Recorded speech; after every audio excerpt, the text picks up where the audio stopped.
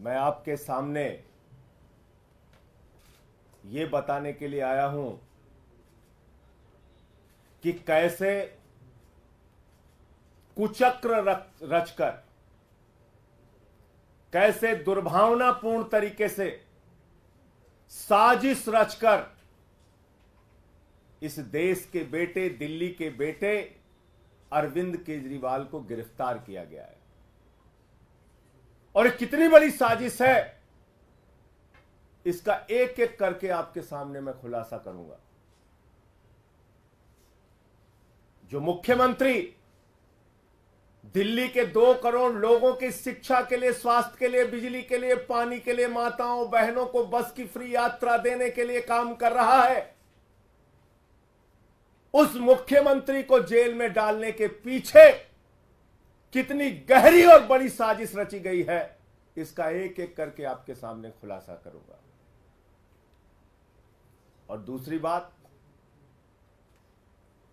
ये शराब घोटाला घोटाला घोटाला, ये शराब घोटाला दुनिया की सबसे बड़ी पार्टी भारतीय जनता पार्टी ने किया है। और इसके अंदर कोई छोटे मोटे लोग शामिल नहीं है, इसका भी खुलासा करूंगा आज। इसके अंदर कोई छोटे मोटे लोग शामिल नहीं हैं, भारतीय जनता पार्टी के शीर्ष नेतृत्व के लोग इसमें शामिल हैं।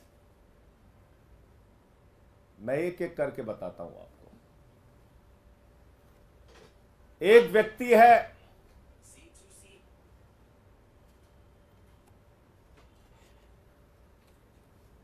मंगुंटा रेड्डी, जिसने कुल 7 बयान दिए, कुल 3 बयान दिए। उसके बेटे राघव मंगुंटा ने 7 बयान दिए, बाप बेटे ने मिला के 10 बयान दिए। और इस 10 बयान को पीछे जब उनसे पहले पूछा गया, 16 सितंबर को पूछा गया, ईडी के द्वारा पूछा गया कि क्या आप अरविंद केजरीवाल से मिले थे, जानते हैं, तो उसने उसी बात की सच्चाई को उजागर किया। जो बात सच थी, उसने कहा हां मैं मिला था, लेकिन चैरिटेबल ट्रस्ट की जमीन के मामले में मिला था। लेकिन उसके बाद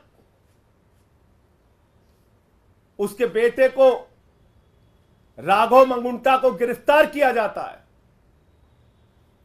राघव मंगुंटा को जेल के अंदर रखा जाता है,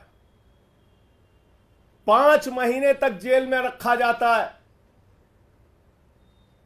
और तब वो अपना बयान बदल देता है।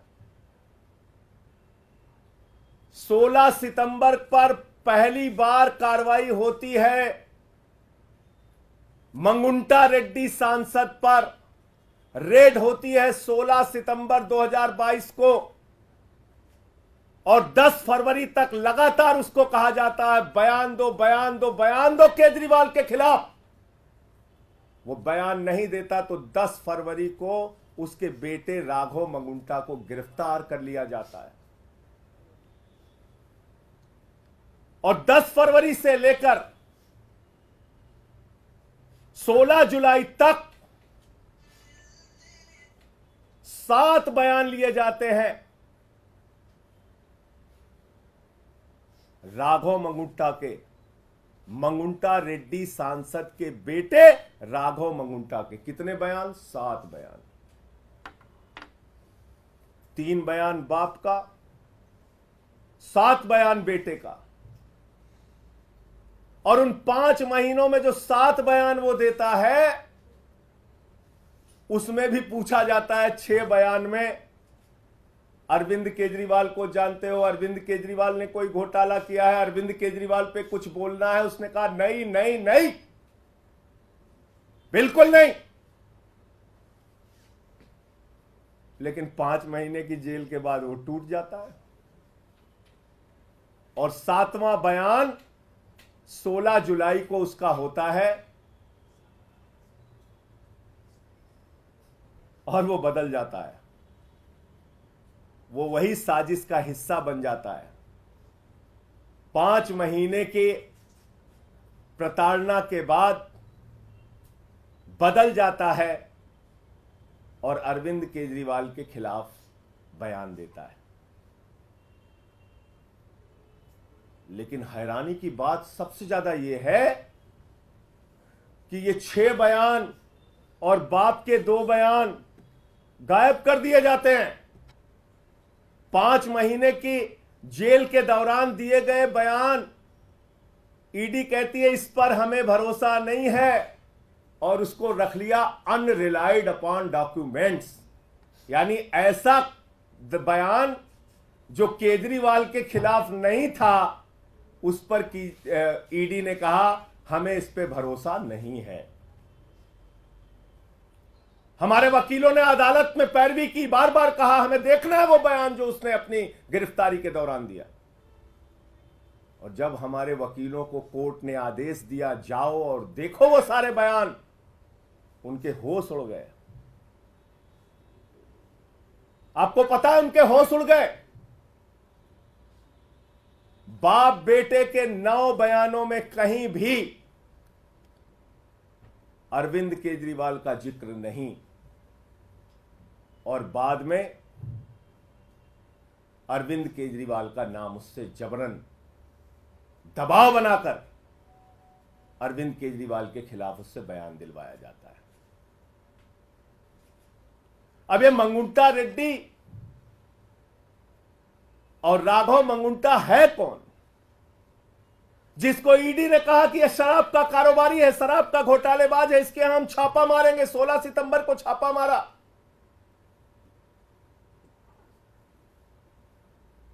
मैं चाहूंगा ये तस्वीर आप लोग जरूर ध्यान से देखिए।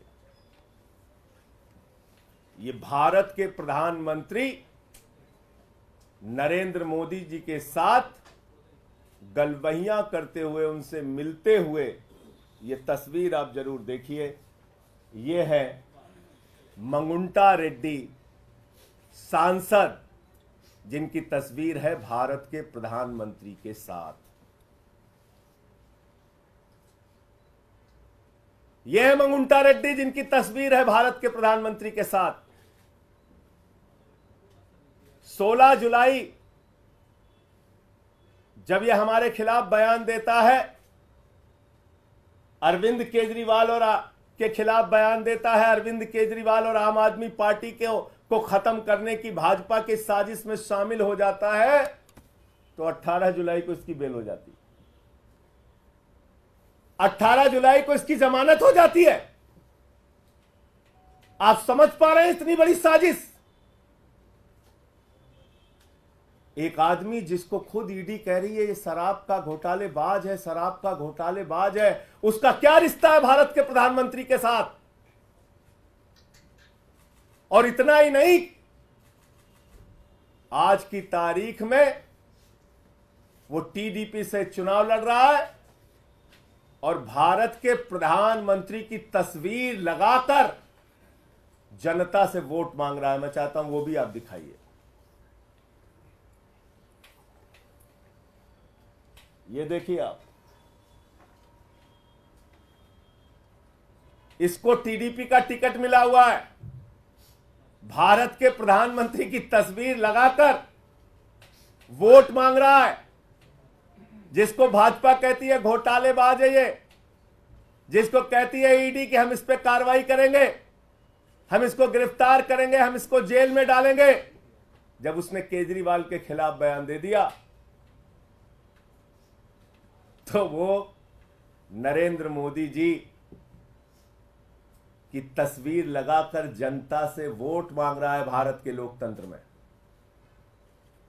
यह इस केस की सच्चाई देश के लोगों जान लो। आपके नेता अरविंद केजरीवाल के खिलाफ जो व्यक्ति बयान देता है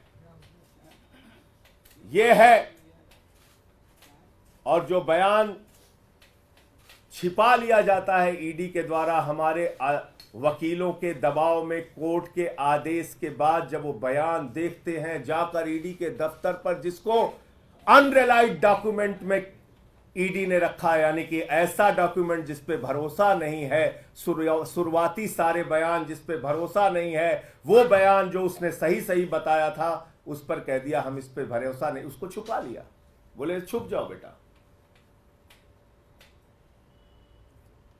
अब इसमें एक और ये है मंगुंटा रेड्डी सांसद, और यह है भारत के प्रधानमंत्री के साथ उनकी तस्वीर, और यह है वो चुनाव प्रचार कर रहा है, टीडीपी से चुनाव लड़ रहा है, और यह है भारत का प्रधानमंत्री। इस फोटो में सबसे ऊपर उनकी तस्वीर है, वोट मांग रहे हैं कि मोदी जी के नाम पे हमको वोट दे दीजिए।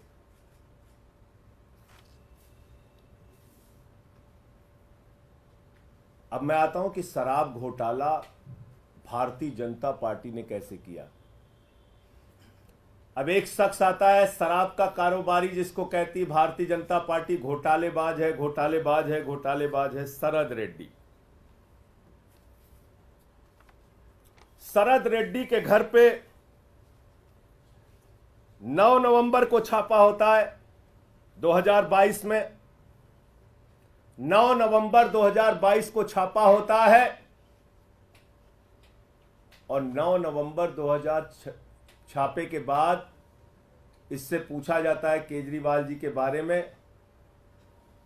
ये साफ साफ मना कर देता है, कहता है मैं अरविंद केजरीवाल को जानता ही नहीं, उनसे मिला नहीं, उनसे मेरा कोई लेना देना नहीं। और इसके कुल 12 बयान होते हैं, 12 बयान। ध्यान से सुनिएगा, इसको बहुत जरूरी है, जानना जरूरी है कि दिल्ली के मुख्यमंत्री के खिलाफ कितनी बड़ी साजिश करके उनको गिरफ्तार किया गया। 9 नवंबर से लेकर इससे पूछताछ के दौरान इसको जो भी दबाव बनाया गया, इसने मना किया। फिर इसकी 10 नवंबर को गिरफ्तारी हो जाती है। 10 नवंबर को गिरफ्तारी हो जाती है और 10 नवंबर की गिरफ्तारी के बाद इसने कुल 25 अप्रैल तक, यानी कि 6 महीने इसको जेल में रखा गया। इससे बार बार कहा गया बयान दो केजरीवाल के खिलाफ, बयान दो केजरीवाल के खिलाफ, इसने नहीं दिया। 12 बयान इसने कुल दिया और 6 महीने के बाद जब इससे कहा गया बयान दो वरना जिंदगी जेल में सड़ जाएगी, बयान दो वरना जिंदगी जेल में सड़ जाएगी। अब वो कोई संजय सिंह तो है नहीं, वो शरद रेड्डी है, टूट गया। 25 अप्रैल को उसने केजरीवाल के खिलाफ बयान दिया।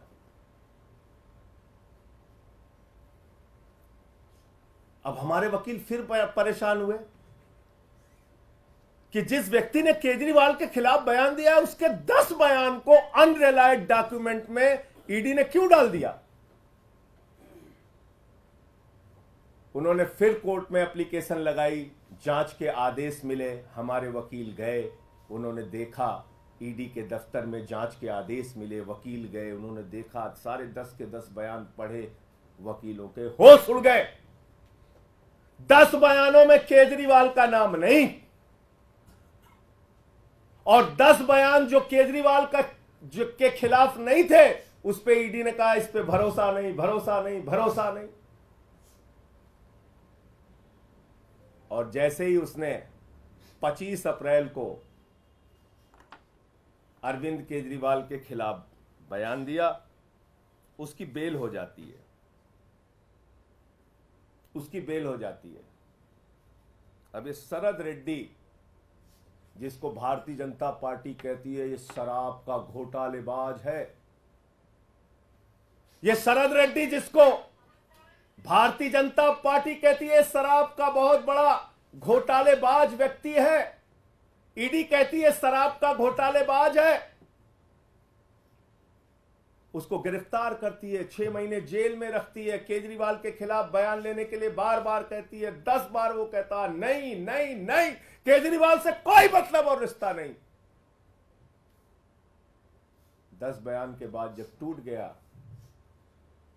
और इसने केजरीवाल के खिलाफ बयान दे दिया, 6 महीने की जेल के बाद इसको बेल हो जाती है।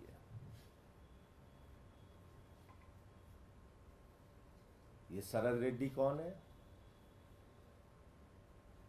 असली घोटाला शुरू हुआ ईडी के जांच के बाद। भारतीय जनता पार्टी का शराब घोटाला, और पहली पेशगी और नजराना भाजपाइयों को कब पहुंचा? 5 करोड़ रुपए का 5 करोड़ रुपए का 15 नवंबर को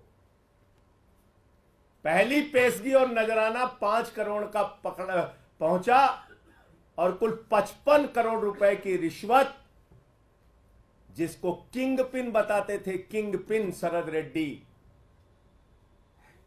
उस किंग पिन ने 55 करोड़ रुपए की रिश्वत भारतीय जनता पार्टी को दी। 55 करोड़ रुपए की मनी ट्रेल तो खुलेआम मिल गया, और वो मनी ट्रेल भी ऐसे पता नहीं चला, भारत के सर्वोच्च न्यायालय की कृपा से पता चला, जब उन्होंने कहा दिखाओ दिखाओ दिखाओ।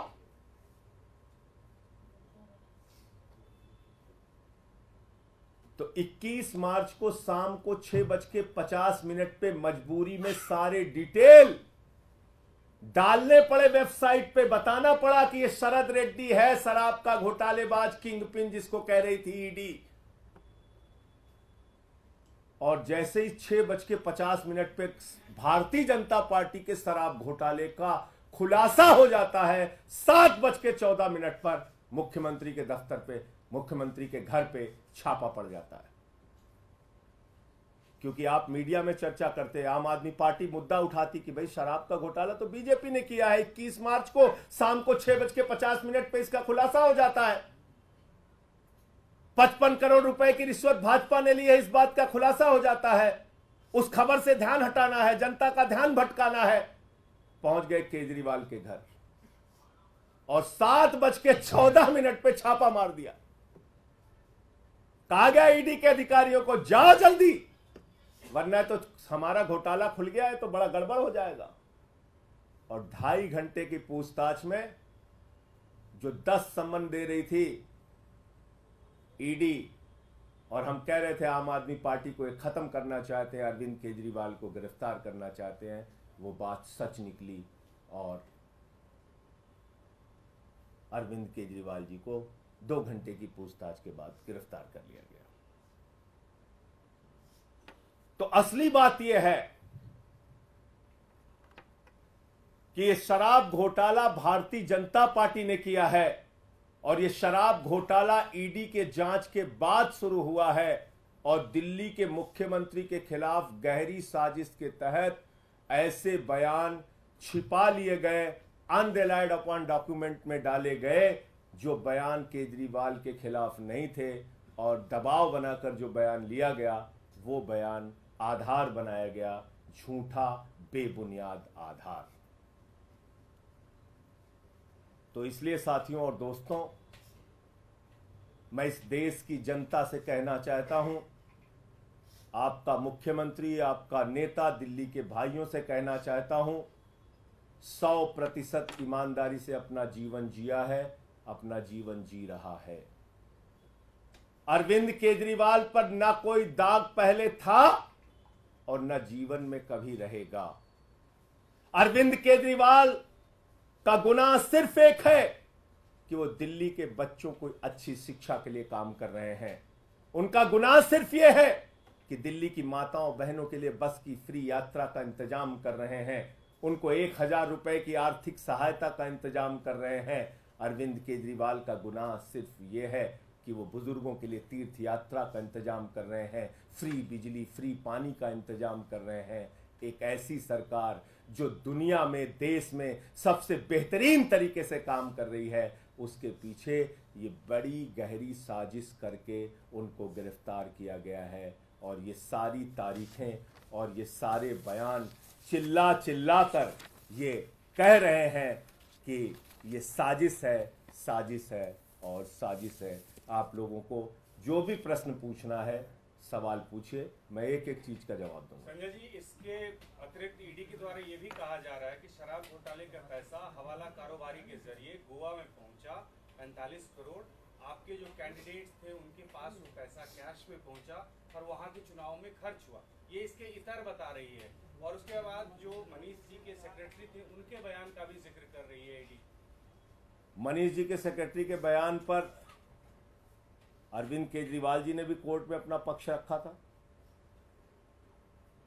बहुत सारे लोग मिलने जाते हैं अरविंद केजरीवाल जी के मुख्यमंत्री आवास पे, उप मुख्यमंत्री जाते हैं,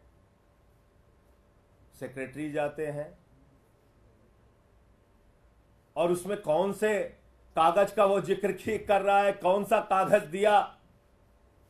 तो मेरे ख्याल से ये बातें झूठ और बेवकूफ़ी की एक पराकाष्ठा है जिसको तैयार किया है। घोटाला तो 55 करोड़ का सीधे साफ साफ दिख रहा है। यहां भारतीय जनता पार्टी का शराब घोटाला दिख रहा है। कितने छापेमारी की इन नेताओं के घर पर, भाजपा के नेताओं के घर पे?